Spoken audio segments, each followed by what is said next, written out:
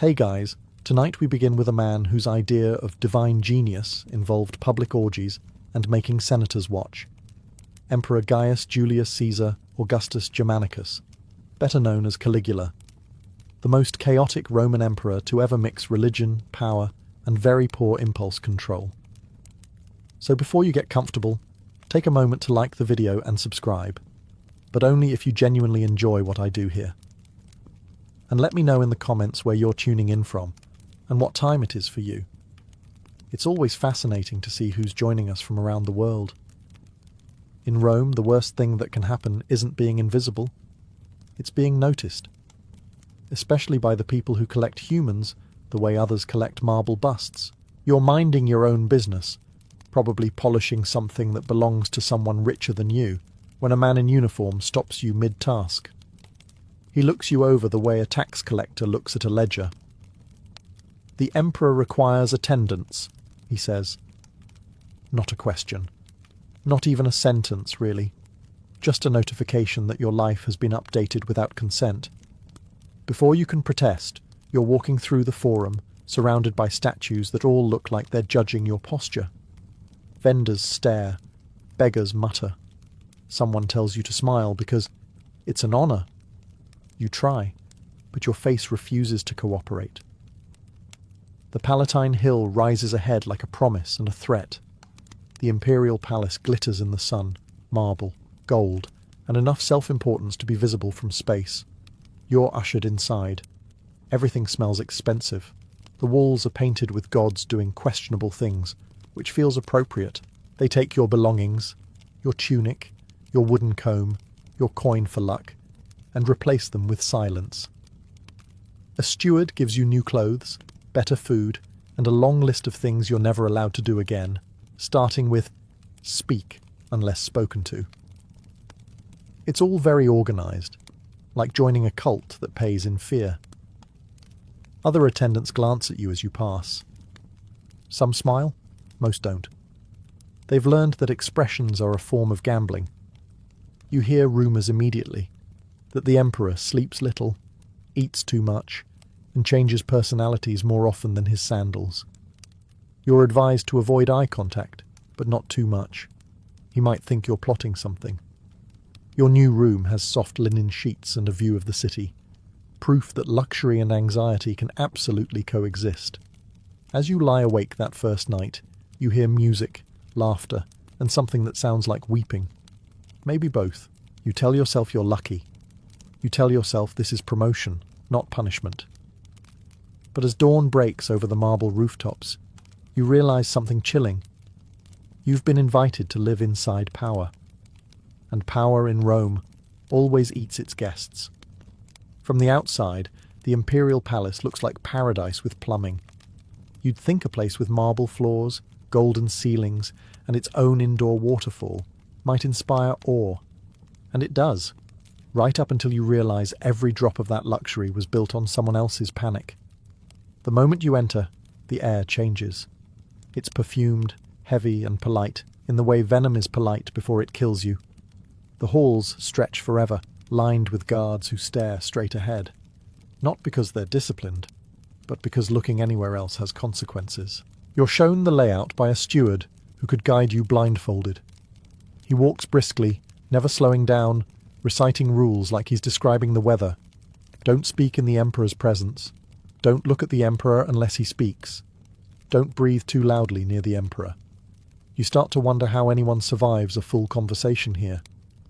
The servants you pass move like ghosts, silent and precise. They don't make eye contact. They make eye avoidance into an art form. When one drops a cup, nobody gasps. Nobody helps. They just wait. Because the sound of breaking glass travels faster than gossip, and soon enough, a guard appears to remove the problem. And the servant. Meals in the palace are grand but never relaxing. The food is perfect, the tension is not. Every bite is chewed carefully, because there's always the chance someone poisoned something, not out of hatred, but as a career opportunity. Even laughter feels dangerous. At night, the palace doesn't sleep. It simmers. You hear footsteps echoing through the corridors, muffled commands, and the low hum of people trying to exist quietly enough to survive. The Emperor's personal guards patrol constantly, their armor clinking like wind chimes made of bad decisions.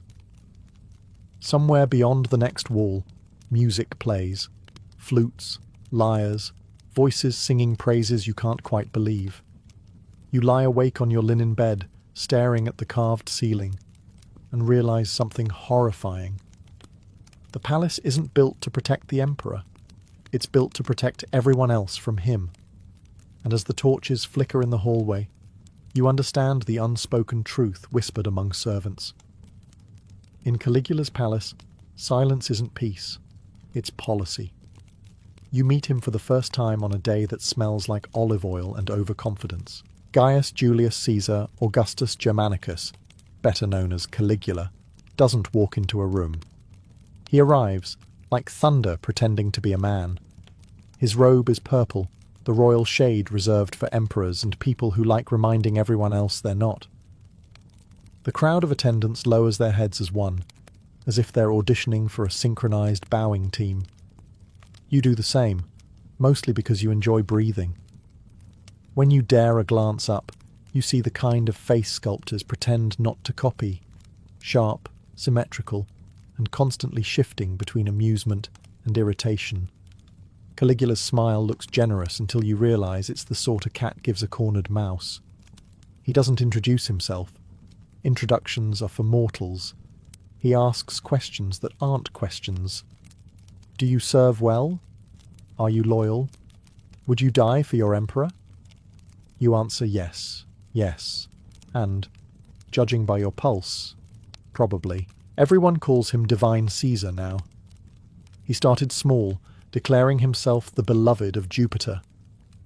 Within a few months, he dropped the beloved part and claimed to be Jupiter. Statues of the gods were recarved to bear his face. Some say he even debated Neptune, god of the sea, by shouting at the waves until they surrendered. It worked, technically. You quickly learn that Caligula's palace isn't just his home, it's his stage. Every gesture is theatre, every audience mandatory. When he laughs, the entire court laughs. When he stops, the silence hits like a verdict. It's less a government and more a hostage situation with better catering. There are people who say he's brilliant, that his madness is just misunderstood genius. Those people are still alive, which probably explains their enthusiasm. The rest learned that disagreeing with a living god has a short career path. You leave the audience chamber dizzy, both from fear and from the sheer weight of the perfume in the air. Somewhere behind you, the Emperor is still talking, about glory, destiny, and something involving the moon. You don't know what any of it means. You just know one thing. Rome's most dangerous man now believes he's immortal. And unfortunately, you work for him. You don't sleep that first night. Not because anyone told you not to, but because you're smart enough to realize no one ever sleeps easily in Caligula's palace. When a guard finally appears at your door, you're halfway between panic and resignation. He doesn't speak. He just gestures for you to follow. His armor clinks in a rhythm that sounds like a countdown. You're led through hallways so polished they reflect torchlight like liquid gold, or like something waiting to catch fire. The palace at night feels different. The chatter is gone, the musicians silent, the marble echoing with only footsteps and whispers. Somewhere down another corridor, you hear laughter, the loud, unsteady kind that never ends well for someone. You arrive at a chamber guarded by statues of gods with judgmental expressions. The guard opens the door, and inside sits Caligula, lounging on a couch surrounded by food, wine, and half-asleep attendants who look like they're praying with their eyes open. He doesn't acknowledge you right away. He's busy telling a story to no one in particular about how he once talked to the moon, and it agreed he was divine. No one laughs. They've all heard this story before. When he finally looks at you, it's like standing too close to lightning. New, he says, as if identifying a piece of furniture. He waves a hand. Sit, eat, smile.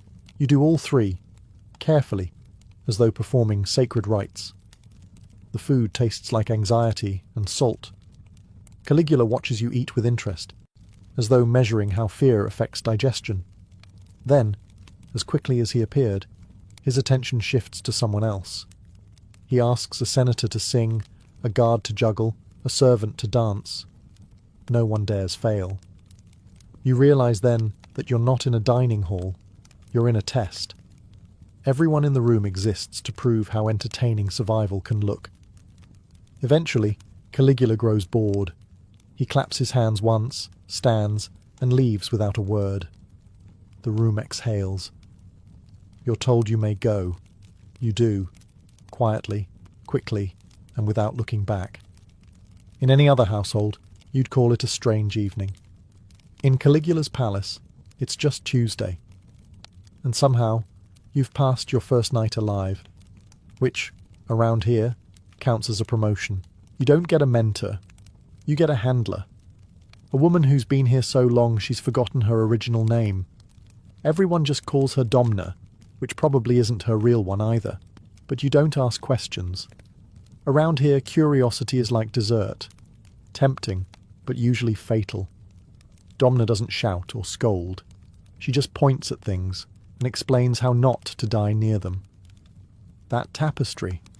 Don't touch it. It belonged to Tiberius. Caligula hates it. He keeps it there to hate it properly. Or, if he smiles at you, bow. If he laughs, stay still. If he stops laughing, start praying. Your training isn't about skill. It's about silence. You learn to walk without sound, stand without moving, and speak without meaning it. You practice smiling in a mirror until it looks sincere enough to fool a sociopath. By the end of the week, you can mimic cheerfulness like a professional actor trapped in a horror play. Meals are part of the education too. You're taught how to eat in front of nobles without making eye contact or chewing too audibly. Apparently, the emperor once executed a man for rude mastication. You don't even know what that means, but you stop enjoying food anyway. Sometimes Domna tests you. She'll drop a cup just to see if you flinch. You do, every time. Good, she says flatly. It means you're paying attention. You begin to understand that fear isn't a weakness here, it's currency. The more alert you are, the longer you last. At night, you share quarters with other attendants, all pretending to sleep while secretly listening for footsteps. Someone always mutters prayers. Someone else always cries. No one tells them to stop. That's considered teamwork. Once, you ask Domna how long she's served. She shrugs. 3 emperors, she says. 1 died naturally. You don't ask which one. You just nod, impressed by her continued existence. By the end of the month, you've learned how to anticipate orders before they're spoken. You've also learned that survival here isn't about loyalty. It's about accuracy. 1 wrong word, 1 wrong glance, 1 sigh too loud. And you're no longer part of the decor. You're part of the cleanup. Banquets in Caligula's palace aren't dinners. They're public endurance tests wrapped in gold leaf. The invitations alone are a death sentence written in cursive. Refuse and you insult a god. Attend, and you spend the night pretending you're having the best time of your soon-to-be-short life. You help prepare the feast, a spectacle so extravagant it could feed a small province, or at least one particularly determined senator. Tables groan under roasted peacocks, gilded grapes, and seafood hauled in from 3 seas, just to die expensively. The wine never stops flowing, though no one dares drink enough to forget where they are. The guests arrive in togas so heavy with embroidery they could double as armour. Senators, generals, poets, and a few people who have no idea why they were invited, all lined up like sacrifices disguised as social climbers. You move silently among them, pouring wine, refilling plates, and avoiding direct eye contact with anyone who looks powerful enough to ruin you for blinking incorrectly. Then, the emperor enters. The room stiffens. Caligula strolls in barefoot, wearing a crown of jewels and that unsettling half-smile that suggests someone, somewhere, is about to regret existing. He greets no one, yet everyone greets him. He doesn't eat. He observes, like a cat surrounded by nervous mice in expensive sandals. The entertainment begins. Dancers, musicians, poets reading verses that rhyme suspiciously with flattery. Caligula interrupts them constantly, offering suggestions that usually involve less clothing and more discomfort. Laughter ripples through the room. Brittle, desperate laughter that sounds like coins falling into a well. Sometimes he plays games.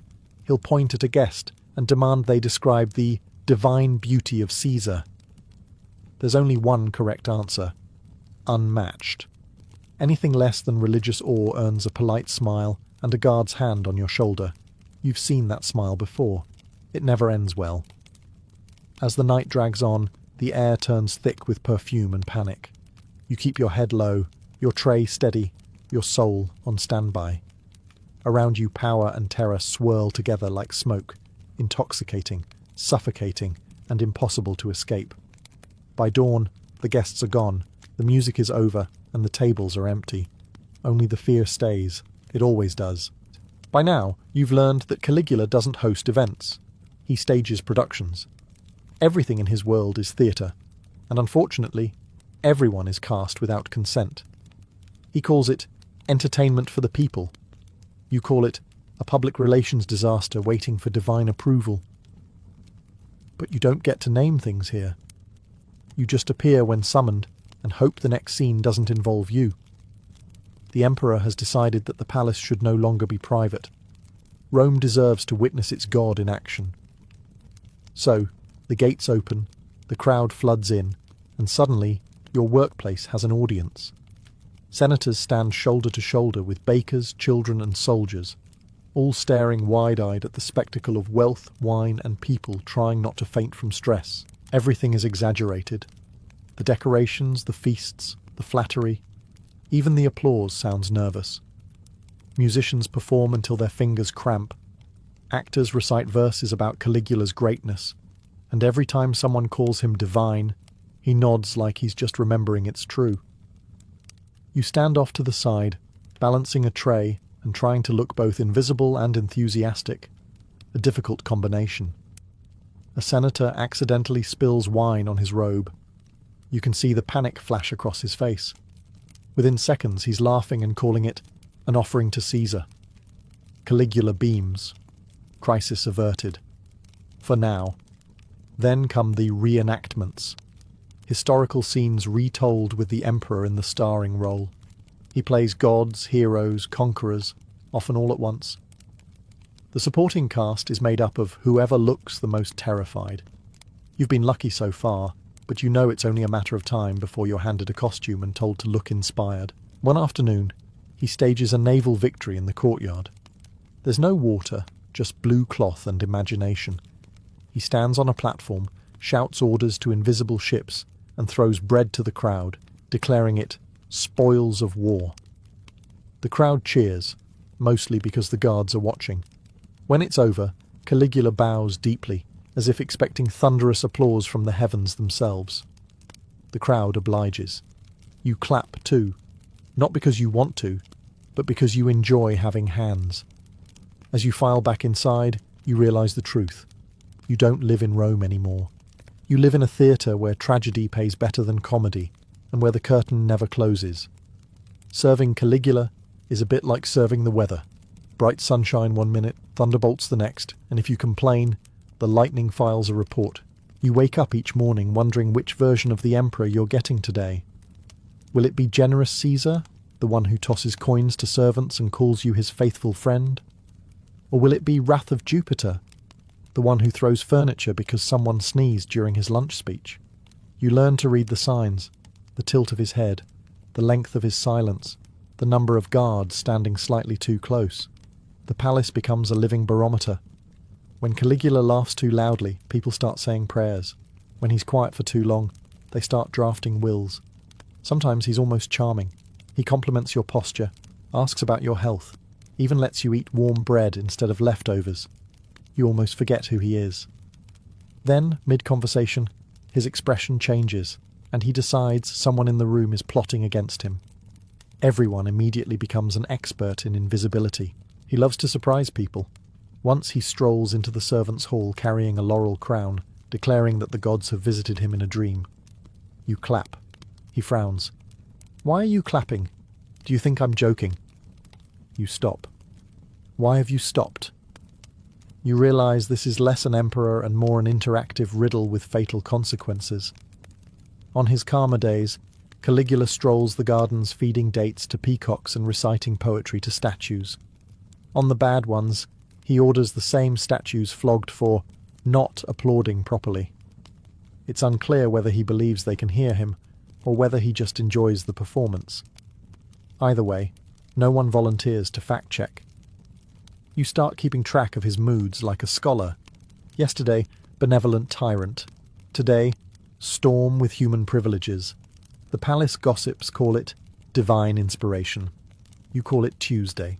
By sunset, the day might end with music, wine, and laughter, or with guards dragging someone away for breathing suspiciously. You stop predicting outcomes.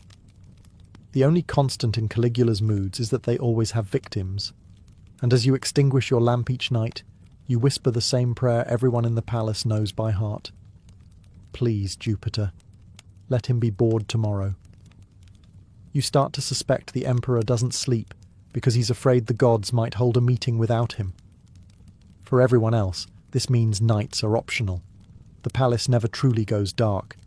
Torches burn along the corridors, casting shadows that look suspiciously like people you owe apologies to. Somewhere down the hall, someone's always awake. Guards whispering, servants pacing, courtiers pretending to read poetry they can't see in the dim light. The emperor's schedule obeys no mortal clock. You could be summoned at dawn, dismissed at noon, then called again at midnight because he's decided the stars are applauding him and someone should witness it. When a messenger knocks on your door after sunset, you don't ask why. You just go. Refusing an invitation from a god is a health hazard. The palace at night feels alive, and not in a comforting way. You pass the kitchens where exhausted cooks stare into pots like philosophers searching for meaning. You glimpse musicians tuning their lyres in silence, hoping they're not being summoned for another improvised hymn.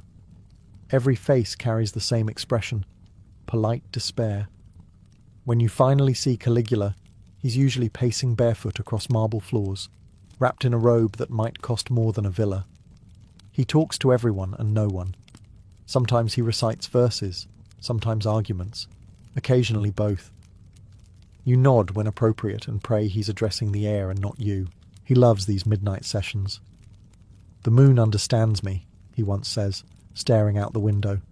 You agree instantly. "Of course, Caesar." He narrows his eyes. "You mock me." You panic. "Never." He smiles. "Good. Then you'll stay until dawn to make sure she keeps listening." You do. The moon doesn't. By the time morning comes, you've learned that night in Caligula's palace isn't a time. It's an endurance event.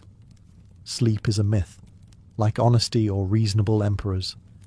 When you finally collapse into bed, you hear footsteps again. Another summons, another performance. You laugh quietly to yourself, because at this point, what else is there to do? In Caligula's world, even exhaustion is a privilege. And you, lucky you, are very privileged indeed. It takes exactly one mistake to understand how things work in Caligula's palace. Not your mistake, thankfully, someone else's. You just happen to be standing close enough to learn the lesson vicariously, which is the safest way to learn anything around here. It starts innocently enough. A servant forgets to respond quickly when the emperor speaks.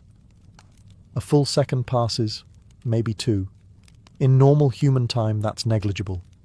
In divine time, it's treason. The air freezes. Caligula tilts his head like a curious bird. The room goes silent, except for the sound of everyone collectively holding their breath. The servant stammers, apologizes, drops to their knees. Caligula smiles, not kindly, but as if he's just remembered something amusing from childhood. Then, in the same calm tone one might use to order bread, he tells a guard to remove the hesitation. No one moves for a heartbeat. Then they do. You don't look. You don't need to. The message is clear. Hesitation equals rebellion. Speech equals risk. Breathing is tolerated, for now. After that, the rules feel much simpler. When Caligula laughs, you laugh. When he cries, you cry. When he stares into space, you stare too, in case the space is looking back. You become fluent in survival. Every nod, bow and word rehearsed like lines from a tragedy you didn't audition for. Punishments vary depending on his mood. Sometimes it's public humiliation, sometimes banishment, sometimes a stern lecture about loyalty to divinity, which is somehow worse.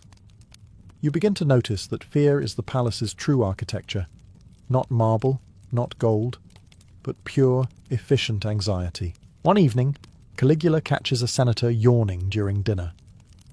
The room stops breathing. The emperor asks him gently, "Am I boring you?" The senator insists no. He was just overwhelmed by Caesar's brilliance. Caligula nods slowly, then orders everyone else to yawn too. "If he's tired," he says, "then we should all be tired." You stand there, yawning obediently, wondering if this counts as unity or insanity. Probably both. When the night finally ends, you realize that disobedience in Caligula's Rome isn't just punished, it's choreographed. Everyone learns the steps eventually. Those who don't, stop dancing. Caligula doesn't just rule Rome, he directs it. And the palace? It's his stage. Everyone inside has a role, whether they like it or not. You, unfortunately, are part of the supporting cast. The tragedy is that there's no script, only improvisation and fear. The emperor adores performance. Music, poetry, speeches. But most of all, drama. He once said, "The people love theatre, so let them have it." He forgot to mention that his favourite plays are unscripted, and the actors are real. You witness one of his productions firsthand. The atrium is transformed into a makeshift theatre, cushions for nobles, torches for mood lighting, and a platform where servants like you are told to recreate the glory of Rome. There's no rehearsal. There's no direction. Just Caligula sitting front row, smiling like an artist who knows chaos is art. The show begins. Someone recites a poem. Someone else pretends to be a general giving orders to invisible soldiers. Then Caligula interrupts, waving his hand. "Too dull," he declares. "Let's make it realistic." He starts assigning parts. Senators as soldiers, servants as enemies, and a few unfortunate souls as traitors. You quickly understand the rule. Realism means suffering, and applause is mandatory. The audience laughs nervously. A senator trips over his own robe. The crowd roars with exaggerated joy. Caligula beams, convinced he's created the next great Roman masterpiece. You stand there, frozen in the torchlight, hoping your turn never comes. When it does, he points to you. "Be a messenger of the gods," he says. You nod, though you have no idea what that means. "Deliver the message," he commands. You improvise something vague about destiny and Rome's greatness. He claps. You survive. Afterward, the nobles cheer. The emperor calls it a triumph of art and divine imagination. You call it Tuesday night. The torches burn low, and the scent of fear lingers longer than the wine. When the audience finally leaves, the servants clean the floor in silence. One mutters, "He should charge admission." Another replies, "He already does. We just pay in nerves." You don't laugh. You're too busy memorizing every rule of his theatre, because in Caligula's Rome, survival is the performance, and the show never ends. By now, Caligula has stopped pretending to be merely emperor. Mortals, after all, have limits, and limits are something he's been allergic to since birth. One morning, he wakes up and decides he's divine. Not metaphorically, not symbolically, literally. The transition happens smoothly, like a bad policy no one dares question. Priests begin their mornings by saluting his statue. Courtiers sprinkle compliments like holy water. You learn to refer to him not as Caesar, but as our Lord of all things, including the weather. Temples once dedicated to Jupiter are redecorated with Caligula's face, which is awkward since Jupiter's beard was more flattering. Sculptors work through the night, chiseling divine cheekbones under strict supervision. If a statue doesn't capture his essence, the sculptor gets reassigned to non-creative duties. Nobody asks what those are. You're forced to attend ceremonies in his honor. The rituals are confusing, mostly because they're invented on the spot. Caligula stands on an altar surrounded by incense, declaring himself equal to the stars. Someone faints. He takes it as worship. He also begins communicating directly with the gods. Or so he claims. Sometimes he talks to the moon, other nights to his reflection. You've seen him lecture a column for interrupting. The column took it well. At meals, he demands to be treated as a celestial being. Guests must praise the divine flavour of his bread or risk divine consequences. Once, he declares that anyone eating beside him should also consume gold leaf to purify the soul.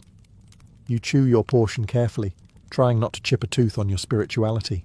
The Senate, naturally, agrees with everything. They draft decrees confirming his immortality, mostly to avoid testing it themselves.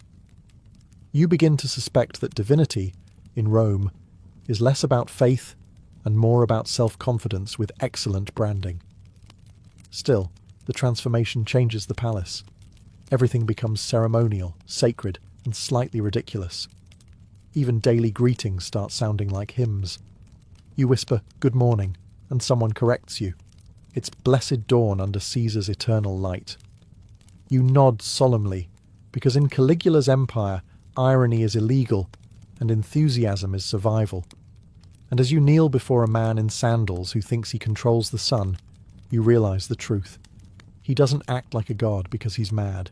He acts like a god because no one remembers what sanity looks like anymore. By now, the palace doesn't feel like a building. It feels like a rumour you can walk through. The marble gleams, the fountains sing, the statues stare heroically into the distance.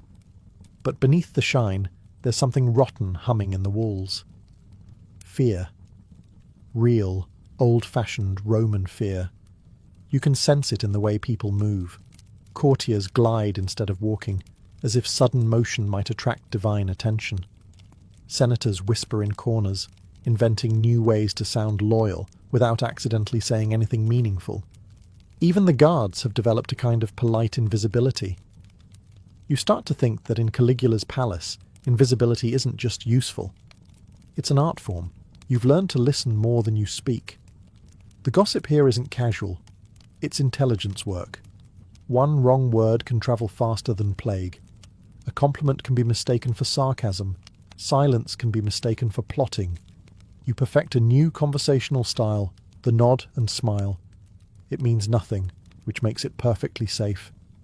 Everyone is pretending all the time. The senators pretend to respect him, the generals pretend to obey him, and Caligula pretends not to notice that everyone's pretending. It's an exhausting circle of performance, but the alternative involves considerably more swords. The palace feels heavier every day. The laughter sounds forced, the music off-key, and even the gold looks tired. You can't remember when anyone last spoke freely. The walls themselves seem to listen. Rumour has it the emperor had listening holes carved behind frescoes so he could eavesdrop. Or maybe he just told people that, so they'd police themselves. Either way, it worked. You start having dreams where you're speaking too loudly. You wake up sweating, apologizing to the darkness. There's comfort in knowing you're not alone. Everyone's terrified in perfect synchrony. It's practically team spirit. Sometimes you catch your reflection in polished marble and hardly recognize yourself. You've learned the palace posture.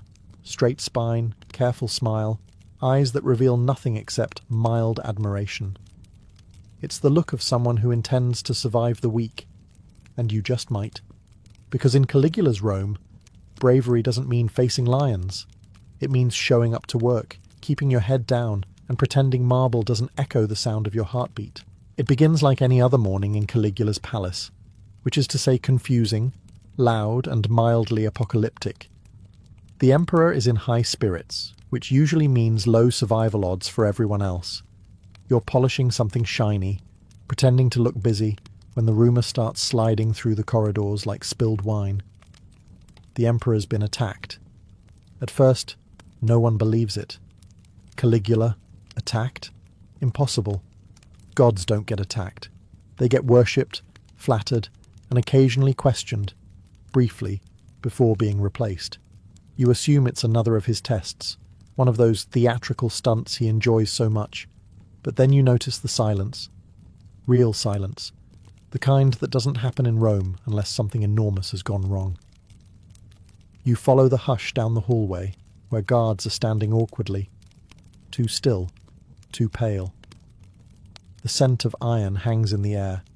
The great marble corridor that once echoed with orders and laughter now echoes with nothing at all. Someone whispers, "It's true. The god bleeds." And suddenly, Rome changes. You catch glimpses through doorways, shattered cups, crimson footprints, a robe abandoned like a fallen flag.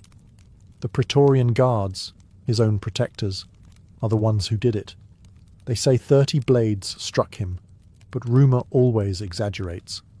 Either way, divinity didn't help. It turns out gods look surprisingly mortal when stabbed enough times. The senators don't cheer, not yet. They just look at one another like gamblers realizing the house finally lost. The servants freeze, unsure whether to mourn or celebrate. You stand there, still holding a silver tray, thinking, so that's it. That's how empires change. Not with thunder, but with quiet footsteps and bad planning. The chaos builds fast. Orders fly through the palace, some to burn evidence, others to protect it. Everyone tries to remember which side they were on this morning. You try to remember if you've ever said anything flattering enough to qualify as loyal. Probably not. You pass one of his golden statues on the way out. Its face looks serene, as if still expecting applause. You almost feel sorry for it. For the first time, Rome's most feared man is silent. And in that silence, you realize something strange. The palace finally feels human again. The morning after Caligula's death feels wrong. Not because he's gone, but because the world is still here. The sun rises, the fountains still run, and the palace smells of incense and panic. You'd expected trumpets, thunder, or divine retribution. Instead, there's just an awkward, collective silence, the kind that happens when everyone realizes they've accidentally survived. The guards are gone, the senators are whispering, and the servants are pretending to clean while carefully not looking at the blood being scrubbed from the marble. For the first time, you can breathe, and it feels suspicious. You half expect him to walk around the corner, grinning, declaring the entire assassination a morality play. You'd even applaud, out of habit, but he doesn't. The god is dead, and what's left is paperwork. The palace, once the loudest place in Rome, has gone strangely still. The torches burn low, the laughter is gone, even the statues look relieved. Some slaves run, others freeze, unsure if freedom is a trap. You stand in the courtyard, the morning light reflecting off gold tiles, and wonder what to do with yourself now that no one is telling you what to fear. Outside the palace, Rome is already rewriting the story. Some call him a monster, others a misunderstood genius, and a few quietly ask if they can have their stolen villas back. History, you realize, is less about truth and more about timing, and Caligula ran out of both. You find Domna, the woman who trained you to survive this madness, packing her few belongings into a cloth bundle. "It's over," you say. She doesn't look up. "Nothing's over," she replies. "Rome just changes the name of the fear." She's right, of course. Freedom in Rome doesn't mean safety. It means uncertainty with better scenery. Still, you step outside the palace gates for the first time in months, and the sunlight feels different. Lighter. Real. You're not free from the empire, but you're free from its cruelest god. You turn back once, looking at the marble monument that consumed so many lives. It's beautiful, horrifying, and quiet. For the first time, truly quiet. And in that silence you realize you've survived history. In Florence, power did not rise from cathedrals or council halls. It began in the bedroom. The Medici, masters of both money and manipulation, understood something far deeper than economics. Desire was the most reliable currency in the world. Long before they ruled Tuscany, they ruled whispers. They knew that a scandal, properly controlled, could elevate a name faster than any banker's ledger or papal blessing. And within the perfumed chambers of Palazzo Medici, love, lust, and ambition merged into one unstoppable force. Cosimo de' Medici, the dynasty's founding patriarch, cultivated respect in public and influence in private. To the church, he was a pious benefactor. To Florence, a shrewd financier. But behind closed doors, his family's survival depended on strategic seductions, carefully chosen mistresses, and discreet arrangements that tied noble families together through flesh as much as faith. The Medici didn't simply marry for alliances. They seduced for information, bought loyalty with affection, and used beauty as their hidden weapon. By the time Lorenzo the Magnificent inherited this legacy, Florence itself had become a theatre of passion. Artists painted Madonnas, while courtiers whispered about mistresses. Priests blessed marriages during the day, then confessed to sins of the flesh by night. In this world, hypocrisy wasn't a flaw, it was policy. Every liaison had a purpose, every affair a shadow agenda. The Medici made sure of it. Mistresses became ambassadors. Illegitimate children became diplomatic gifts. A lover's betrayal could destroy a rival's reputation faster than poison. Even the Vatican, supposedly a bastion of virtue, was not immune. The Medici courted cardinals with the same skill they used to seduce duchesses. Florence's moralists condemned them from the pulpit, yet those same preachers dined on Medici gold and secretly envied their influence. The city's gossip mills turned their escapades into legend. But to the Medici, reputation wasn't something to protect. It was something to weaponize. A public scandal, if well timed, could distract enemies, redirect attention, or even earn sympathy. Sex was never just pleasure. It was a transaction, a negotiation, a chess move, and the Medici played it better than anyone. In Florence, where beauty and power were inseparable, the bedroom became the true throne room of the Renaissance. When Lorenzo de' Medici married Clarice Orsini in 1469, Florence expected a union of virtue and grace, a pious noblewoman from Rome, bound to its most brilliant patron. But behind the carefully staged wedding feast and the golden procession through the city, the truth was far more strategic. Lorenzo hadn't married for love, he married for leverage. The Orsini family brought ancient prestige and papal favour, the kind of influence the Medici could never buy with florins alone. In Renaissance politics, marriage wasn't sacred. It was a contract inked in perfume and deceit. Clarice Orsini, raised in a convent and trained in obedience, soon discovered that her husband's affection was divided between her and Florence itself. Lorenzo's mistress, Lucrezia Donati, was the city's most whispered-about woman. Her beauty was immortalized by poets and painters, but her true power lay in her proximity to the magnificent. Letters between them hinted at tenderness, but also at manipulation. For Lorenzo, love was an art form, one that could soften rivals, flatter enemies, and inspire loyalty. Clarice endured it all in silence.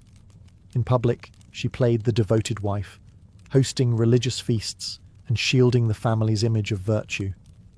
Behind the scenes, she wielded her own quiet power, writing letters to Rome, currying favour with bishops, and ensuring the Medici name remained respectable even when her husband's desires strayed. Her restraint, her piety, became another Medici weapon. While Lorenzo seduced Florence, Clarice seduced the church. Their household reflected this duality, half monastery, half masquerade. Priests dined alongside poets, nuns whispered confessions to courtesans. The walls of Palazzo Medici echoed with madrigals, debates, and secrets. Florence adored Lorenzo's charisma, but trusted Clarice's morality. Together, they formed a paradox the city couldn't look away from: the magnificent sinner and the sanctified wife. When foreign ambassadors came to dine, they weren't just observing Renaissance hospitality, they were watching theatre. Lorenzo's charm disarmed, Clarice's composure reassured, and both concealed the cracks in the Medici facade. Their marriage wasn't just a union, it was performance politics.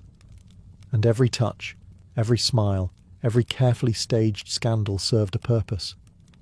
In the Medici world, love was never blind. It saw everything, calculated everything, and left no passion unused in the pursuit of power.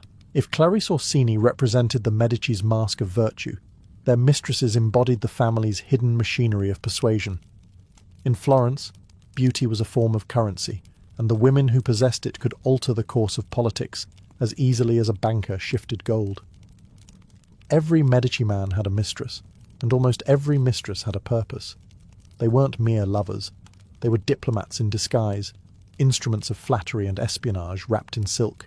The most infamous among them was Lucrezia Donati, Lorenzo the Magnificent's muse and emotional confidant. She inspired poems that circulated through Florence like wildfire, elevating Lorenzo's image as the Renaissance ideal of passion and refinement. Yet her true value lay beyond romance. Lucrezia acted as a political buffer, softening the egos of noblemen who envied Lorenzo's rise. At banquets, her laughter could dissolve tension faster than any treaty. Her affection wasn't a secret, it was strategy, and Florence adored the spectacle. Then there was Simonetta Vespucci, the radiant muse immortalized by Botticelli's brush. Though not a Medici mistress herself, she moved within their circles, where beauty blurred into propaganda. Paintings of her divine form weren't mere art. They were subtle endorsements of Medici taste and cultural dominance. The family understood the optics. By surrounding themselves with beauty, they appeared destined for greatness. Desire became their halo. Even lesser-known lovers played critical roles. Through discreet pillow talk, the Medici gathered gossip from rival houses, bishops, and even cardinals. Their women became the unseen couriers of state secrets, smuggling influence through affection. A whispered promise in the dark could be worth more than a papal decree. But this sensual diplomacy had consequences. As Florence grew obsessed with its ruling family's indulgence, moral backlash stirred. The Dominican preacher Savonarola thundered from the pulpit, denouncing the Medici's courts of sin, warning that God would not be mocked by flesh and vanity. His sermons turned lovers' whispers into weapons. Still, the Medici did not retreat. They knew the truth. Power required both saints and sinners. Their mistresses might have tarnished reputations, but they also built empires. Through them, the family controlled hearts, alliances, and narratives. For the Medici, pleasure was never private. It was public policy, painted in flesh tones and sealed with a kiss. In most noble houses, an illegitimate child was a stain to be erased. But for the Medici, bastards were assets. Every child, legitimate or not, could be moulded into a political tool. Their bloodlines were less about purity and more about potential. In a world where alliances shifted with every papal whisper, even the so-called wrong sons and daughters could be turned into pawns in the Medici's sprawling chess game of power. Cosimo de' Medici had set the precedent. Family came first, but only if it served the dynasty. By Lorenzo the Magnificent's time, this unwritten rule had evolved into strategy. Illegitimate sons were placed in the clergy, groomed for cardinal hats, or sent to manage distant estates where their loyalty would strengthen Medici reach. The women were married off to lesser nobles, ensuring that even distant cousins of the family carried Medici blood and influence into other courts. One of the most striking examples came later, with Giulio de' Medici, the illegitimate son of Lorenzo's brother, Giuliano. Born from a fleeting affair with a woman of uncertain origin, Giulio could have been discarded as a family embarrassment. Instead, he was raised under the family's wing, educated among princes, and eventually ascended to the papacy as Pope Clement VII. It was the ultimate proof that for the Medici, sin could be sanctified if it was useful. Florence, ever the gossiping city, was fascinated. The Medici didn't hide their bastards. They elevated them. Artists painted them, poets praised them, and chroniclers pretended not to see the scandal. The people admired this brazenness, perhaps even envied it. In a world of strict morality, the Medici flaunted their defiance and somehow made it look divine. Of course, the church squirmed. Popes and bishops publicly condemned their unholy unions, yet secretly courted Medici favour. Gold and influence, after all, were as redeeming as confession. When Giulio became pope, Rome itself bowed to the irony, a bastard ruling the church that once damned his birth. By weaponizing illegitimacy, the Medici redefined inheritance itself. They transformed shame into opportunity, weakness into legacy. Each child, no matter their origin, became a thread in the golden fabric of Medici power, and behind every papal robe or marriage alliance was a reminder that the Medici's true faith was not in God, but in the endurance of their blood. By the early 16th century, the Medici had conquered every room of power, from the banks of Florence to the altars of Rome. And yet their true battleground remained the same, the bedchamber. Nowhere did their blend of lust and strategy shine brighter than in the Vatican itself. When Giovanni de' Medici became Pope Leo X, the world expected reform. What it got instead was a masquerade of indulgence that blurred the line between divine authority and earthly desire. Leo X, son of Lorenzo the Magnificent, carried into the papacy the same taste for pleasure that had defined his family. Banquets turned into orgies of wealth, golden dishes, exotic dancers, and fountains flowing with wine. The Vatican under the Medici resembled less a monastery and more a Florentine carnival. Whispers of affairs between priests and noblewomen spread like incense through Rome's corridors, and though Leo himself remained discreet, his household was a playground of favoritism and seduction. But the scandal didn't end with Leo. His cousin, Giulio de' Medici, later Pope Clement VII, brought his own complications to the Holy See. Giulio's illegitimacy already raised eyebrows, but it was his rumoured entanglements with widowed noblewomen that fueled gossip. Rome, ever hungry for hypocrisy, delighted in the irony of bastards wearing papal robes while preaching chastity. The Medici had turned sin into sacrament, transforming their family's sensual history into a divine right to rule. Even the papal appointments carried the fingerprints of seduction. Courtiers whispered that certain cardinals owed their red hats not to piety, but to the pillow talk of well-placed mistresses who whispered the Medici name into the right ears. Power, influence, and flesh had become indistinguishable. Outside Rome, reformers fumed. Martin Luther called the Medici popes brothel keepers in holy garb, fueling the Protestant fire. Yet within Italy, their charisma was unshakable. Artists like Raphael and Michelangelo thrived under their patronage, immortalizing their splendor in fresco and marble. The irony was perfect. Beauty sanctified corruption. The Medici didn't just blur the boundary between sacred and profane. They erased it. Their reign proved that even in the heart of Christendom, the truest confessions of power were whispered not in prayer but in passion. At the Medici court, power wasn't displayed through crowns or swords. It shimmered through satin gowns, jewelled hairpins, and the soft laughter of courtesans. Florence under Medici rule had become a living theatre of temptation, where politics and pleasure performed on the same stage. Every banquet, every dance, every carefully timed smile had meaning.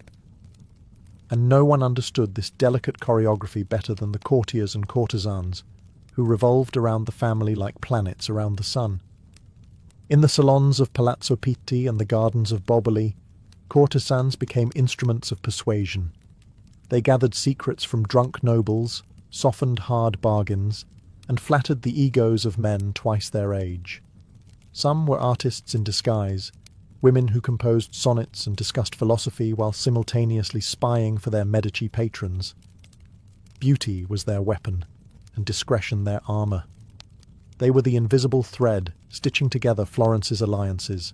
Among the most notable was Tullia d'Aragona, a poet and intellectual courtesan whose conversations could charm scholars and scandalise priests. Her wit drew the attention of Medici men, and her salon became a magnet for thinkers, diplomats, and opportunists. To the Medici, such women weren't threats, they were tools. Each could sway a decision, shape a rumour, or disarm an enemy over a cup of sweet wine. Male courtiers were no less complicit. They flattered mistresses, brokered introductions, and even arranged trysts that served political ends. Behind every diplomatic success lay a trail of flirtations and favours. A whisper in a bedroom could change the fate of entire provinces. The Medici turned social grace into governance, proving that charm could be as lethal as steel, but the cost of this gilded seduction was high. Reputations shattered overnight, jealousy fueled vendettas, and a single rumour could ruin a family. Florentine mothers warned their daughters never fall in love with a Medici. Yet many did, because to be chosen by one meant a brief taste of immortality. In the end, these courtiers and courtesans formed a silent empire of influence, woven through sheets and soirees. They were the Medici's unofficial diplomats, wielding intimacy where armies could not tread. Theirs was the soft power of the Renaissance, dangerous, intoxicating, and utterly indispensable to the dynasty that ruled through both gold and desire. For the Medici, reputation was a weapon sharper than any dagger. Florence's crowded streets buzzed with gossip, and every rumour, true or false, had the potential to crown or crush a dynasty. The Medici mastered this invisible battlefield, manipulating public perception as skillfully as they managed their banks. To them, scandal wasn't a problem to avoid, it was a tool to control. Lorenzo the Magnificent had taught his heirs that image meant survival. The family's reputation as patrons of the arts and defenders of the faith acted as a smokescreen for their private debauchery. They funded monasteries and painters, while their mistresses flaunted jewels purchased with church tithes. To the people, the Medici were gods in human form, flawed perhaps, but divine in their grandeur. And when moralists dared to question them, the family countered with displays of piety and charity. A new church here, a hospital there, and the whispers vanished into hymns. Yet not all scandals could be buried under marble. When Cardinal Giovanni de' Medici was accused of fathering a child, the Vatican held its breath. Rather than deny the claim, the family spun it into legend. Even the holiest men, their allies said, cannot resist the fire of Florence. What could have been ruin turned into myth, a tale of virility mistaken for sin. This manipulation of narrative became an art form. The Medici controlled poets, painters and chroniclers, commissioning works that portrayed them as noble, merciful, and chosen by God. Their portraits radiated restraint, even when their lives reeked of excess. Florence's artists didn't just decorate their walls, they sculpted their reputations. Botticelli, Michelangelo, and Ghirlandaio transformed their clients' sins into symbols of grace. But reputation was a double-edged sword. When moral fury finally found its voice in the preacher Savonarola, the Medici's illusion cracked. He thundered against their courts of lust and the satanic pomp of false princes. The people listened. Bonfires consumed paintings, perfumes, and poetry. Everything that once glorified Medici sensuality. For the first time, the family realized that control over reputation was never absolute. They had ruled through beauty, desire, and spectacle. But Florence's love was fickle. The same crowd that once adored their elegance could, with equal passion, condemn it. And so, the Medici learned a bitter truth. In a city built on image, the most dangerous sin was being seen too clearly. By the late Renaissance, the Medici had perfected a skill no army could match, turning love itself into a weapon of diplomacy. Every kiss, every marriage, every discreet affair was calculated for advantage. In their world, affection was never private. It was political currency. Florence might have been ruled from the Palazzo Pitti, but its fate was often decided in bedchambers draped with velvet and secrets. Catherine de' Medici, perhaps the family's greatest political prodigy, carried this philosophy to France. Married to King Henry II, she arrived in Paris as an Italian outsider, mocked for her accent and her modest dowry. But Catherine was a Medici. She knew that power was rarely inherited. It was seduced. While her husband's heart belonged to his mistress, Diane de Poitiers, Catherine played a longer game. She endured humiliation with a smile, biding her time, studying her rivals.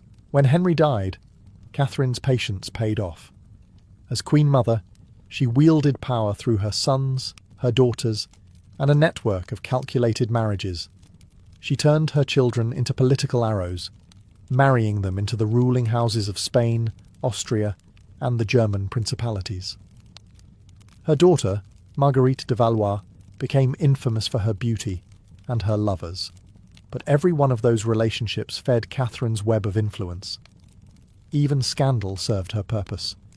France whispered her name with fear and fascination, and that was enough. The Medici understood that emotional loyalty could achieve what treaties could not. A mistress might charm a general into hesitation. A marriage might silence a rival faction. A love affair might buy months of peace. Their diplomacy was carnal, subtle, and brilliantly effective. In Florence, too, the same game continued.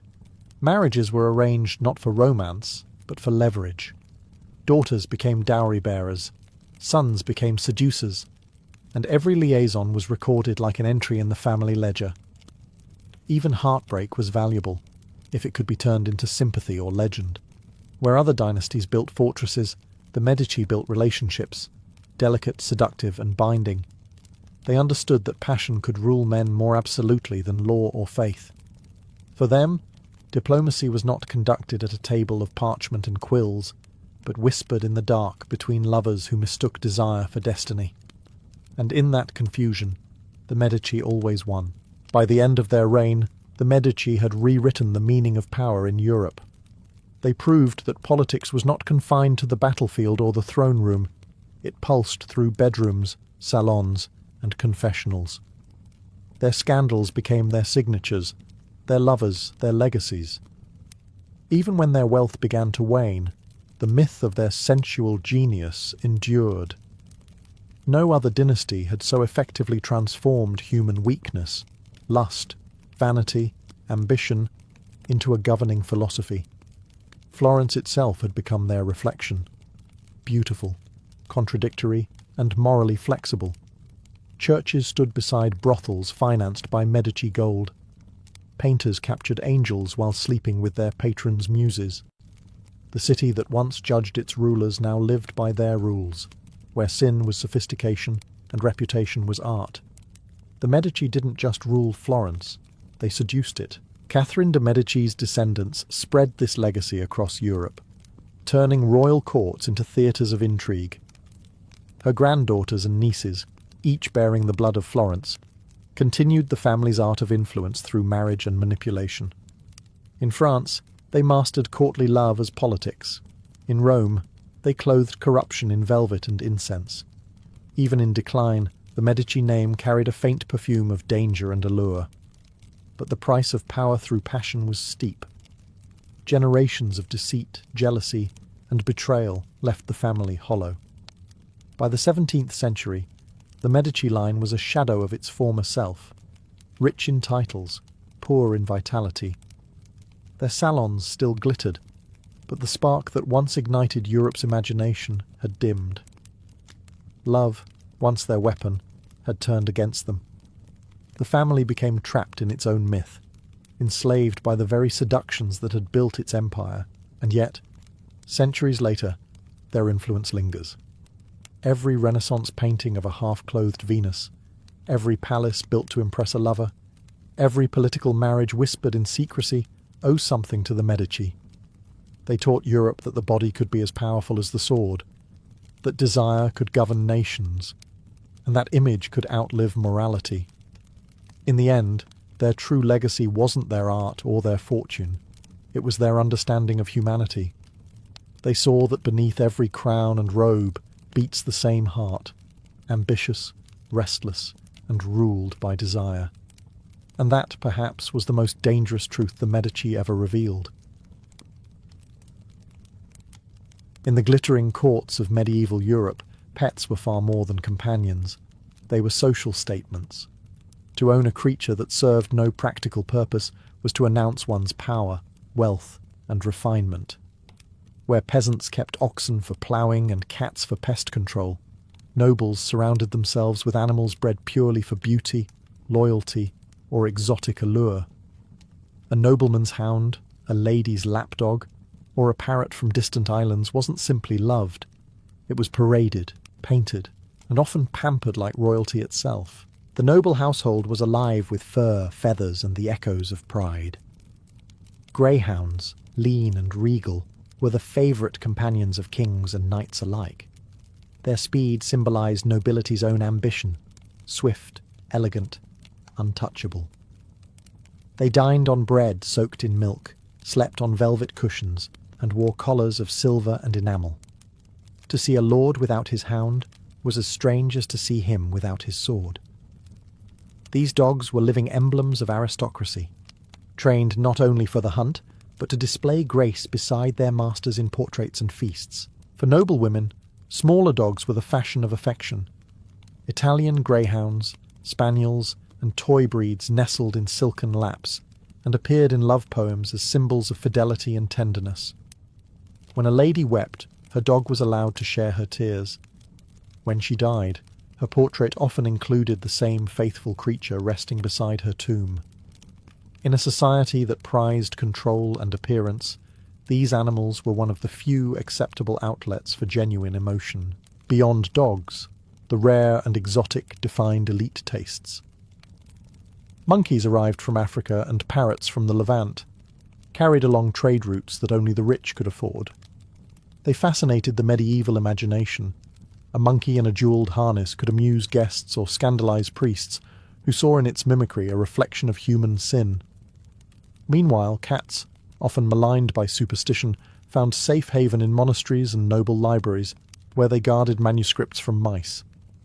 Even they, in some households, wore tiny bells to signify ownership and status. In the medieval mind, to command the loyalty of beasts was to mirror divine order itself. The nobility saw their pets as reflections of heaven's hierarchy, obedient, elegant, and entirely devoted to those born to rule.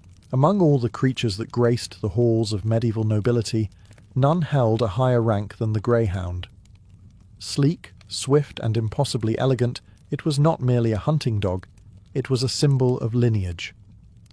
To the medieval mind, the greyhound embodied every quality a noble should possess: loyalty, courage, restraint, and grace.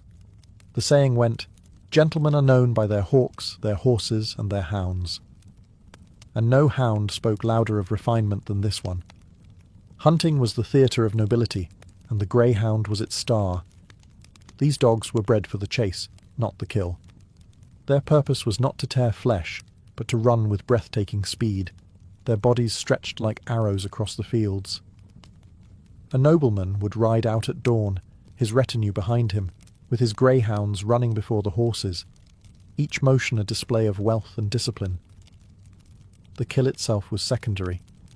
The spectacle of control, coordination, and breeding was what truly mattered. But the greyhound's prestige extended far beyond the hunt. They followed their masters into halls, chapels, and even courts. Monarchs were painted with greyhounds at their feet, their lean forms a silent testament to nobility and virtue. The dog's loyalty became metaphorical, knighthood embodied in fur. It was said that a greyhound would starve beside its master's grave rather than seek a new hand to feed it.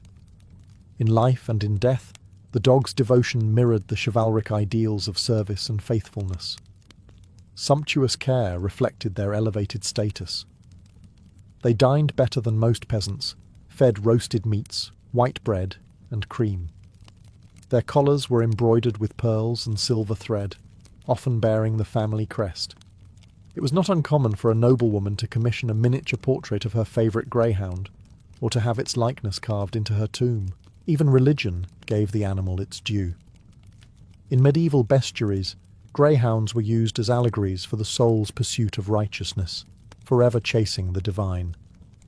To harm one was not merely an insult to a nobleman, it was a social crime, punishable by heavy fines or even imprisonment. To own a greyhound was to possess motion made noble, a living reminder that even in an age of swords and sanctity, elegance could still run on four legs. If the greyhound was the nobleman's pride, the lapdog was the noblewoman's heart. In castles scented with incense and lavender, these tiny creatures were more than companions. They were extensions of grace and gentility. Small enough to fit in a sleeve or rest on a cushion, they lived lives of luxury that rivaled their mistresses. To cradle one in your arms was to signal refinement, sensitivity, and delicate breeding, the very virtues that defined high-born femininity in the medieval world. The breeds most adored were spaniels, toy poodles, and Italian greyhounds, each chosen for its beauty, obedience, and docile temperament. They were bred to sit quietly in chambers while their owners embroidered or read prayers, to warm cold hands in draughty manners, and to entertain guests with their delicate tricks. Chroniclers noted that noblewomen even took them to bed to ward off chills. Physicians of the time encouraged the practice, claiming that the gentle warmth of a dog's body could draw illness away, a superstition that gave comfort a scientific excuse. But the lapdog's importance wasn't just domestic, it was social theatre. A lady's pet reflected her personality. The gentlewoman who carried a calm, elegant dog was seen as virtuous. The one who spoiled a yapping, overfed companion risked mockery. At court, dogs were dressed in ribbons, tiny bells, and sometimes even miniature velvet garments. A lady arriving at a feast with her lapdog perched in her arms was making a statement of wealth more subtle and more charming than any jewel she wore. Some dogs became famous in their own right. Queen Isabella of Castile's little spaniels accompanied her on campaign, and King Charles's beloved toy breeds later inspired an entire lineage named after him. When a lady's dog died, its passing was mourned with genuine tears. Some were buried in miniature coffins or depicted in memorial paintings at their mistress's feet, symbols of love, loyalty, and status that even death couldn't erase. Poets, too, saw lapdogs as metaphors for devotion. In courtly love, they represented perfect obedience, a living reminder that affection, like nobility, demanded discipline. To the medieval lady, her pet was not simply a plaything, but a trusted confidant in a gilded cage of etiquette. Small, silent, and endlessly faithful, the lapdog ruled the private world of women just as the greyhound ruled the fields of men. If the lapdog ruled the boudoir, the falcon ruled the sky. No symbol of nobility was more prestigious or more perilous than the art of falconry. It was not merely a sport, it was a ritual of power, patience, and mastery over nature. A nobleman's worth was often judged by his skill in commanding these fierce, beautiful creatures. The falcon was the living embodiment of control, wildness tamed by aristocratic will. Every social rank had its bird.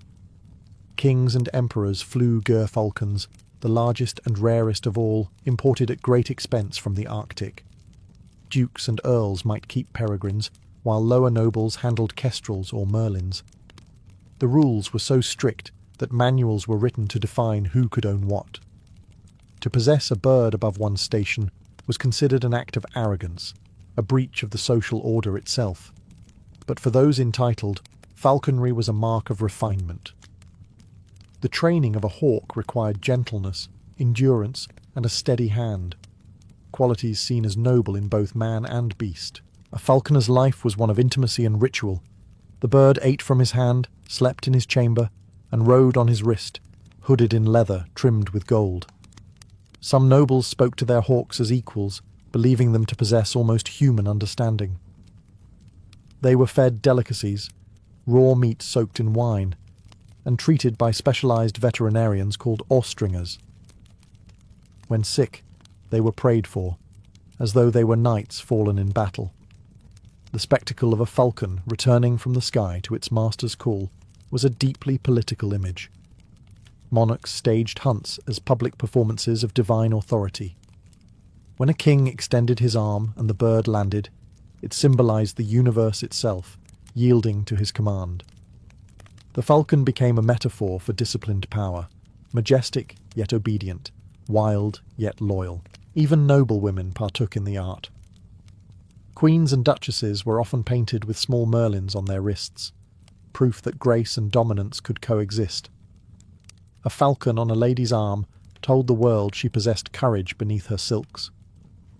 In a realm where every gesture was steeped in meaning, the falcon stood above all, a living crown, soaring proof that the nobility could command even the wind. While hounds and falcons embodied the virtues of Europe, the true measure of a noble's curiosity and wealth lay in the exotic creatures they imported from distant lands. To own a monkey or a parrot in the medieval world was to possess a living miracle.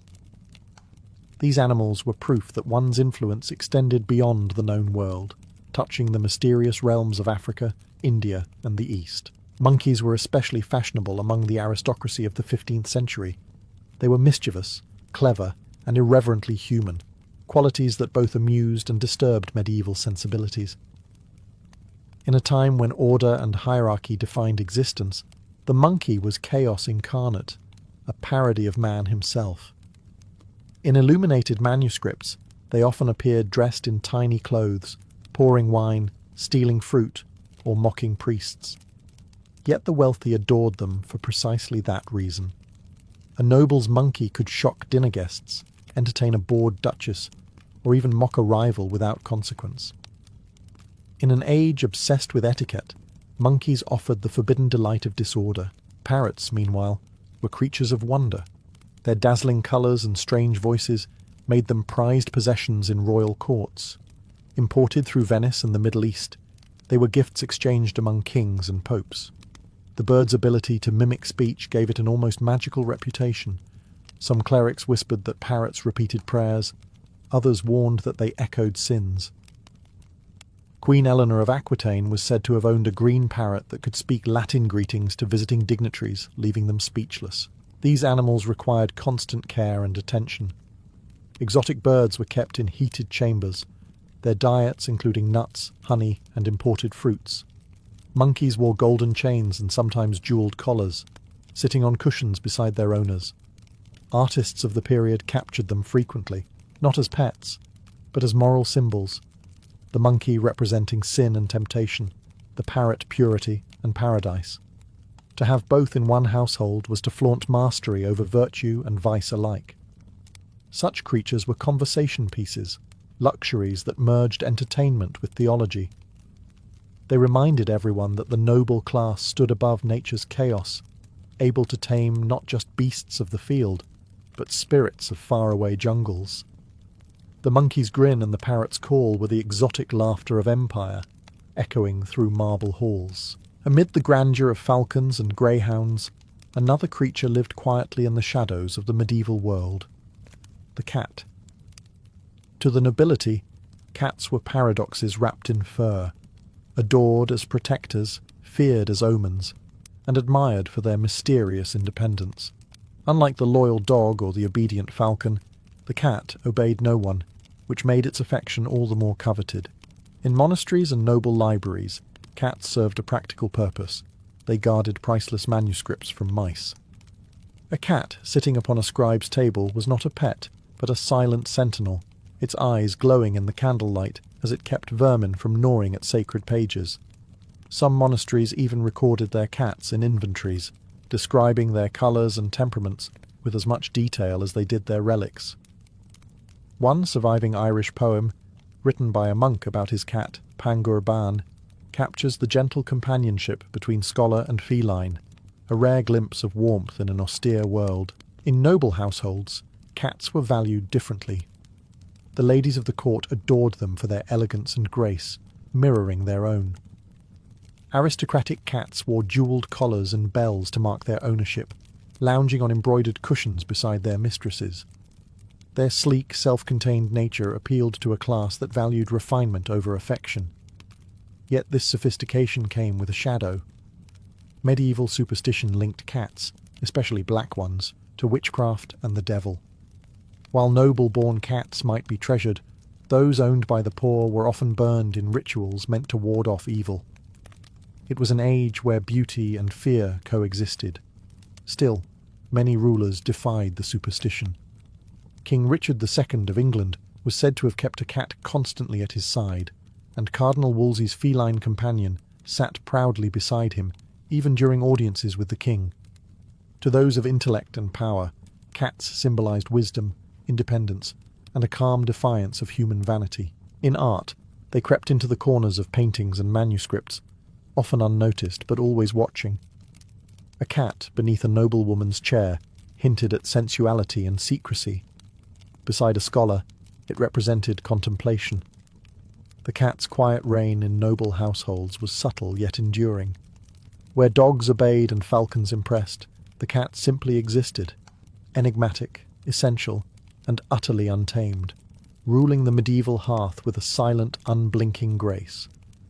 No animal defined the medieval noble quite like the horse. It was more than a means of transport or war. It was a declaration of class, power, and dignity. To be a noble without a horse was unthinkable, almost scandalous. Horses were, in every sense, the living thrones upon which medieval status was mounted. Every rank had its steed.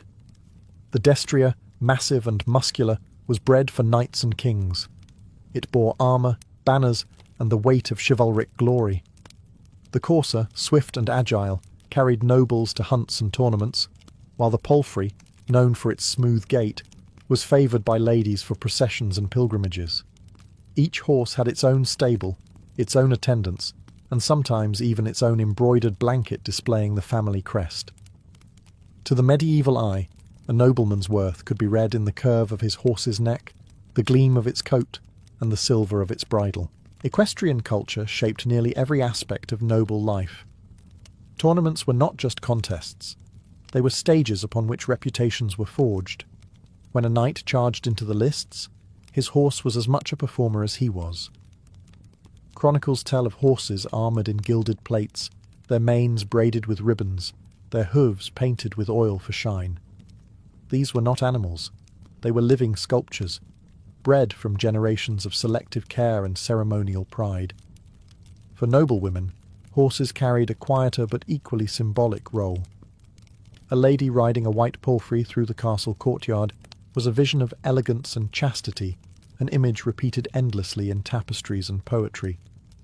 Riding lessons were part of aristocratic education, and a woman's poise in the saddle spoke volumes about her breeding. The bond between noble and horse could border on the spiritual.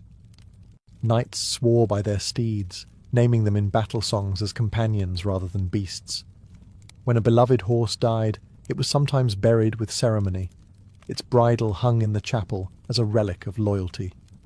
To own and master a fine horse was to command both nature and appearance, two forces that defined medieval nobility. The horse was strength disguised as grace, power wrapped in beauty, and for centuries it stood as the most noble of all companions, one that could carry its master's pride to heaven or ruin. While greyhounds and lapdogs symbolized refinement and horses embodied honor, the true measure of medieval grandeur was the ability to possess danger itself. To keep a wild beast, lion, leopard, or bear, was to display dominance over creation.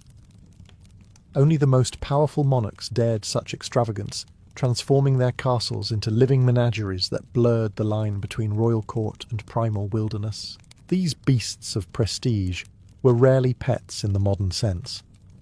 They were living emblems of divine right, creatures so fierce and untamed that only God's chosen could command them. Lions were especially favoured, representing courage, majesty, and the biblical Lion of Judah. England's King Henry I kept a collection of lions and leopards in the Tower of London, while Frederick II of Sicily filled his court with cheetahs and falcons, delighting guests with displays of exotic power. Even smaller kingdoms competed to impress visiting ambassadors with cages of strange animals from distant lands. Bears, though native to Europe, carried their own mystique. In Scandinavia and Eastern Europe, noblemen tamed them for sport, training them to dance or wrestle at feasts. In France and the Holy Roman Empire, A chained bear in the courtyard signified both wealth and audacity, proof that the master of the house feared nothing. Chronicles tell of dukes parading bears through villages on feast days, their collars studded with silver, their keepers struggling to control them as the crowd gasped in awe. Such animals were fed lavishly, meat, honey, and even wine. They required specialized handlers known as keepers of beasts, whose lives were a mixture of prestige and peril.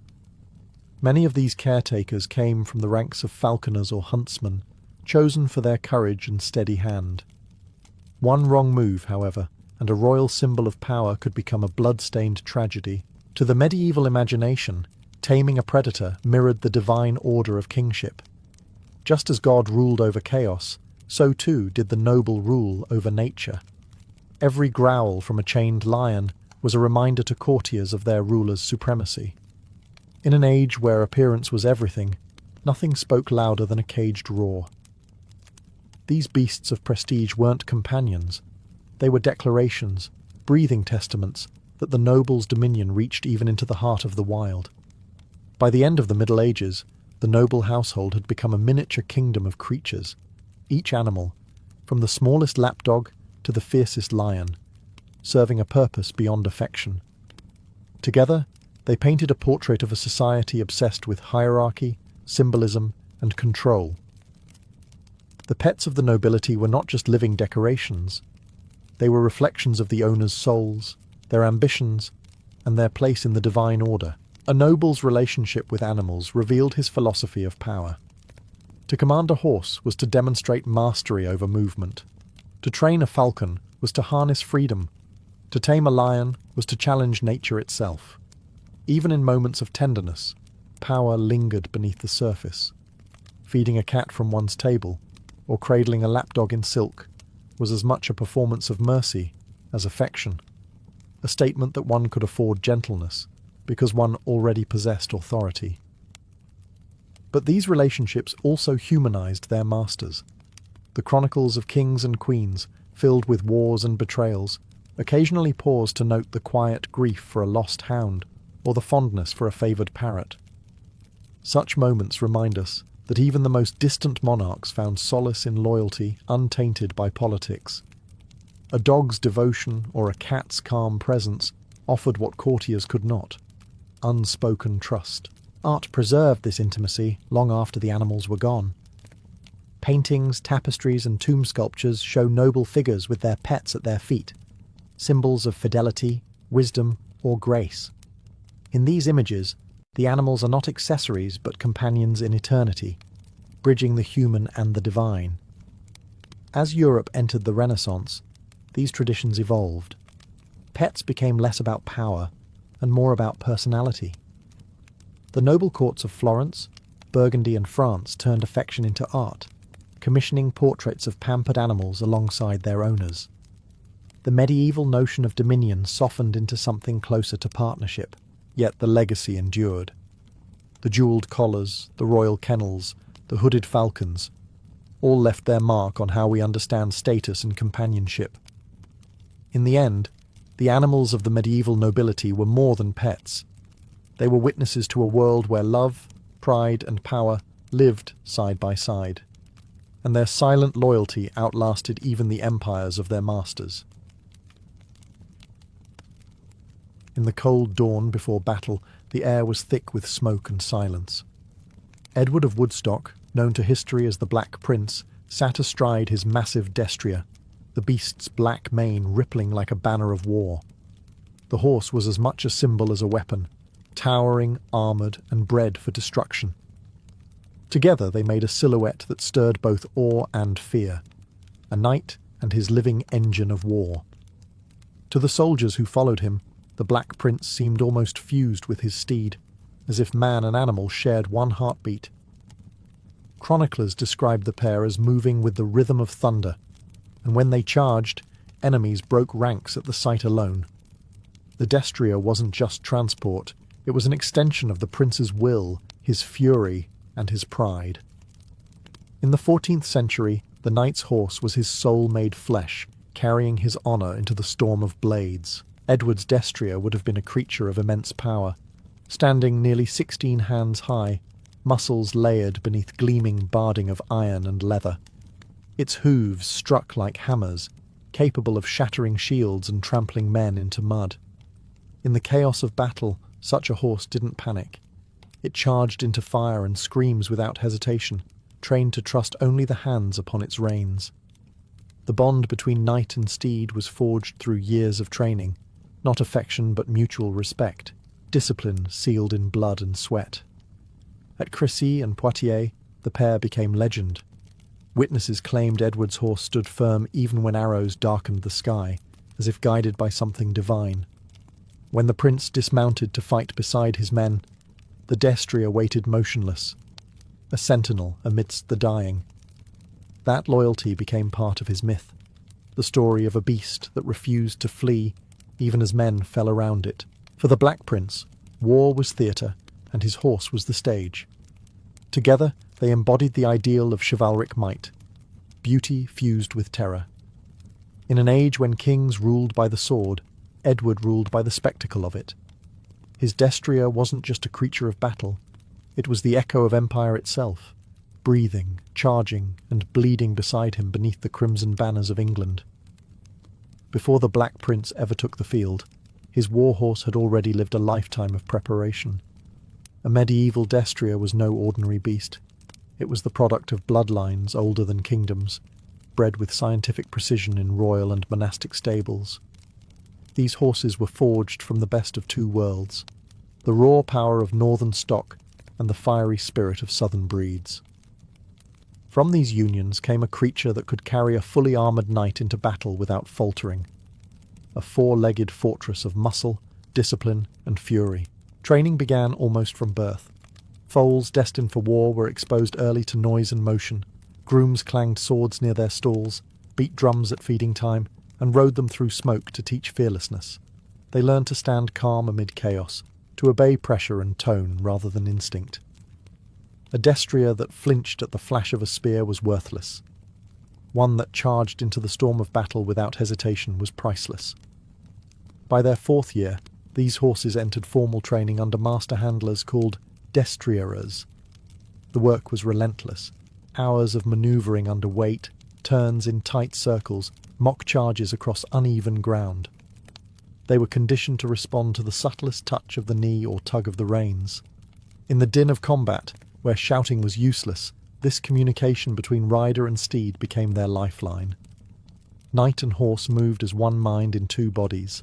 The prince's destrier would have undergone this same ritual of refinement, its diet regulated to build stamina, its hooves cared for as though they were weapons. Even its armour was custom forged to protect, but not hinder. A metal chamfron across the face, a criniere over the neck, and plate barding across the flanks. And yet, despite the steel and training, these animals were not machines. Chroniclers wrote that the finest war horses could sense their rider's intent, tensing before the charge, shifting weight before the blow. The Black Prince's destrier was said to obey him without spur or shout, as if their wills were bound. By the time Edward of Woodstock mounted his great horse, the animal was not merely trained, it was transformed.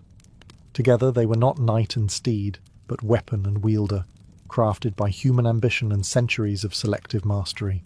When Edward of Woodstock mounted his destrier, it wasn't simply a rider meeting his horse.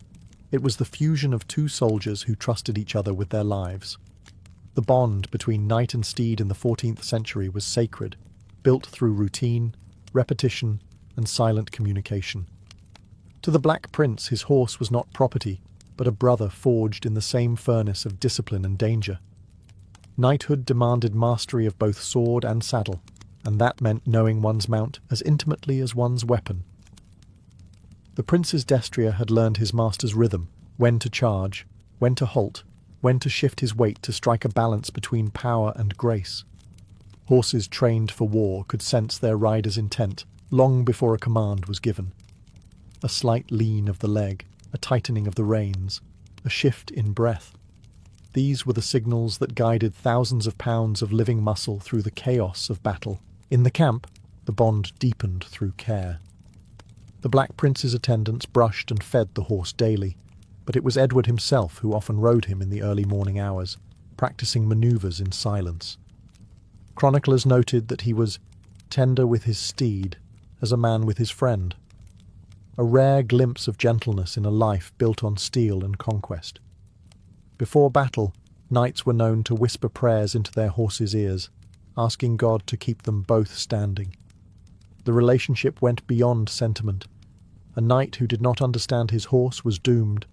A panicked or wounded animal could end a man's life faster than an enemy's sword. Trust was everything. War horses, in turn, learned to follow only one voice, their master's. In the clamour of trumpets and screams, they moved as if guided by instinct alone. Edward's destrier had been his constant companion through campaigns in France and Gascony, enduring long marches, hunger, and the stench of battlefields. Together, they faced the fury of crossbows, the crush of lances, and the mud of history itself. Theirs was not the affection of pet and master, but the loyalty of comrades who had survived death's reach.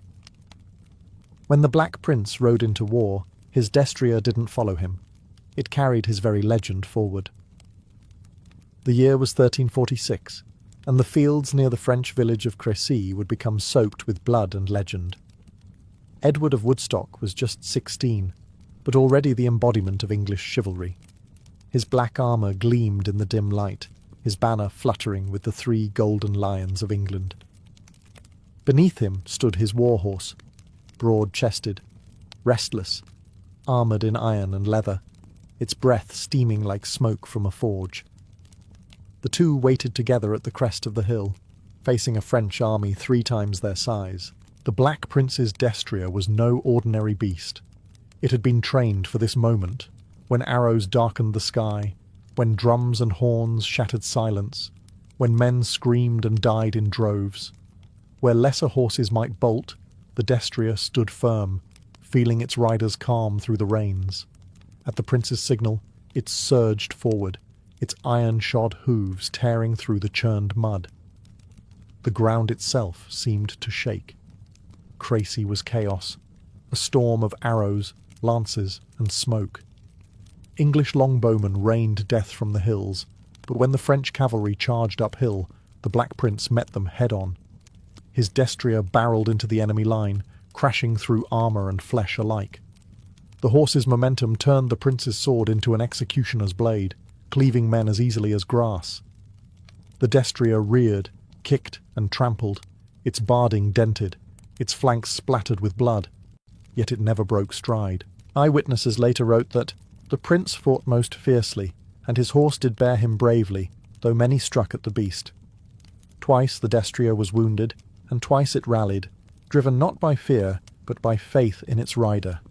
When the French knights surrounded them, Edward dismounted to fight on foot, his horse standing above him, snorting and stamping, guarding its master as though it understood the stakes. By nightfall, the battlefield was a graveyard. Thousands of French knights lay dead or dying. The Black Prince and his destrier stood among the survivors, their armour dented, their bodies soaked in mud and blood. It was the horse's endurance as much as Edward's courage that turned Crécy into legend. From that day, man and beast were spoken of together, symbols of English might, bound by iron, honour, and an unbreakable will. 10 years after Crécy, the Black Prince rode again, older, wiser, and even more feared. The year was 1356, and the fields near Poitiers would test not just his tactics, but the endurance of the great destrier that had carried him to glory before. The English army, weary and outnumbered, faced a massive French force led by King John II. The air was thick with humidity and the smell of damp armour. Once again, the prince's black horse pawed at the ground, sensing what was coming. Edward's strategy relied on terrain. He positioned his men behind hedges and vineyards, forcing the French to fight uphill. His destrier stood beside him like a sentinel, armoured with metal plates that glinted through the mist. As trumpets sounded, the prince's calm voice carried through the line, "Steady, wait for them to come to us." Even the horse seemed to obey, breathing slow and deep, its nostrils flaring with anticipation. When the French cavalry advanced, the thunder of hooves echoed across the fields. The prince's destrier responded instantly, charging into motion as if released from a bowstring. The ground shook beneath the weight of armoured beasts colliding. The Black Prince fought from horseback, cutting through chaos with terrifying precision, his sword arcs guided by the destrier's rhythm. Each time the horse reared or pivoted, it opened a path for its rider to strike. The two moved like one body, their balance perfect, even amid screams and flying mud. As the battle wore on, Edward dismounted to rally his archers. His destrier stood firm behind him, waiting, blood streaking its armour, but eyes burning with resolve.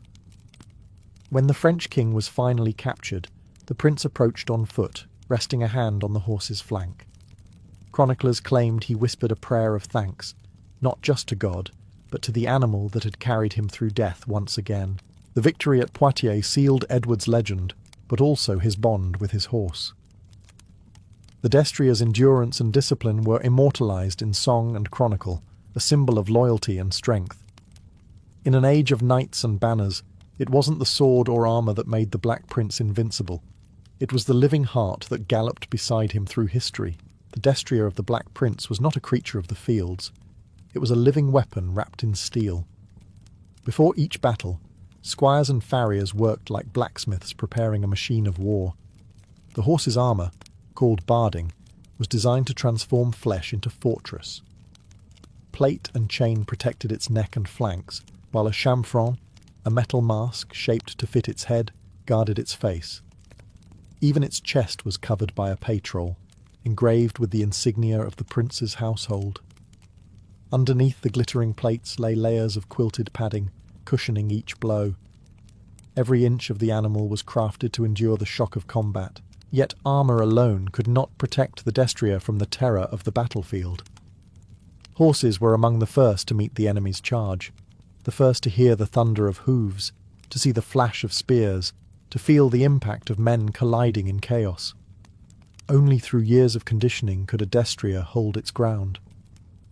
Many knights believed these horses possessed a kind of moral courage, a shared will to fight that reflected their masters' hearts.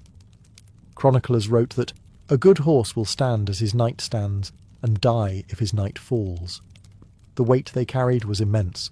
A fully armed knight like Edward of Woodstock might weigh nearly 250 kilograms with armour and weapons. Add to that the destrier's own barding, and the total burden neared 1/2 ton. And yet these animals moved with astonishing grace, able to turn sharply, rear, and even leap when commanded. Their training blurred the line between instinct and command. They fought as much with discipline as with muscle, but war took its toll. Horses were often wounded by arrows or lances, tripping over corpses and armour in the mud. The Black Prince's destrier reportedly survived multiple campaigns, its scars becoming part of his legend. After battle, the animal was tended like a knight, washed, bandaged, fed wine-soaked oats, and allowed to rest on fresh straw while priests gave thanks for both man and beast. In the chronicles of the 14th century, the war horse stood not below the knight, but beside him.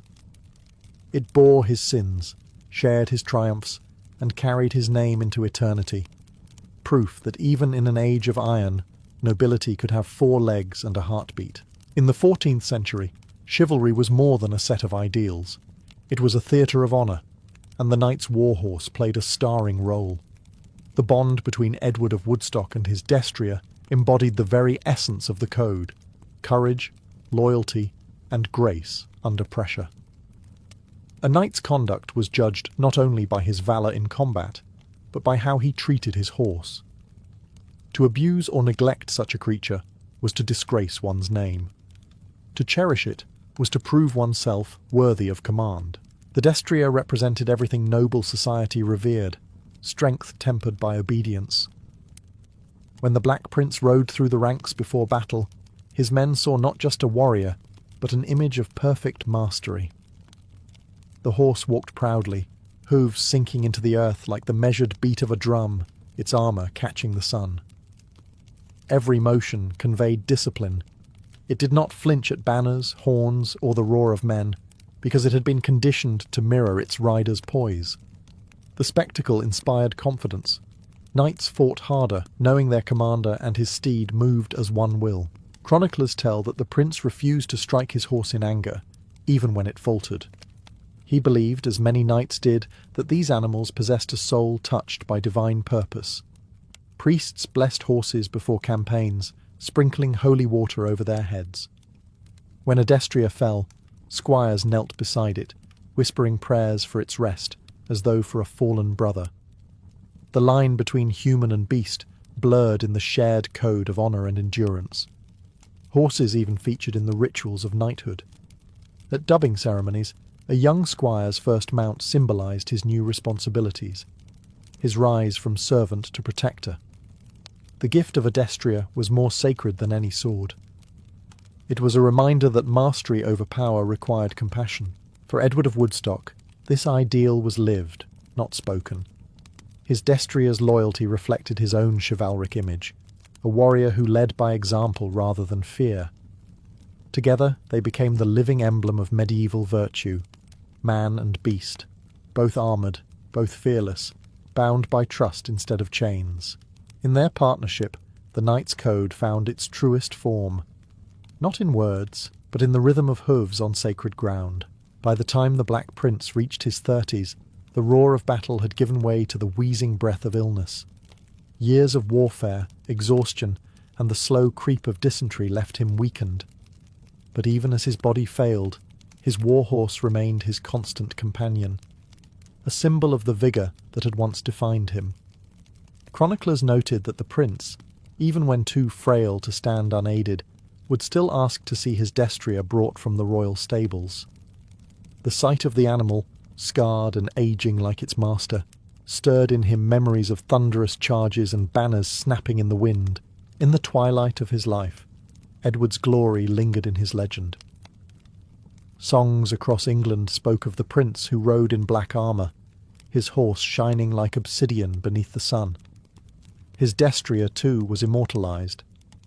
Though its name is lost to time, it became part of the collective myth, the nameless beast that carried a prince through storms of steel.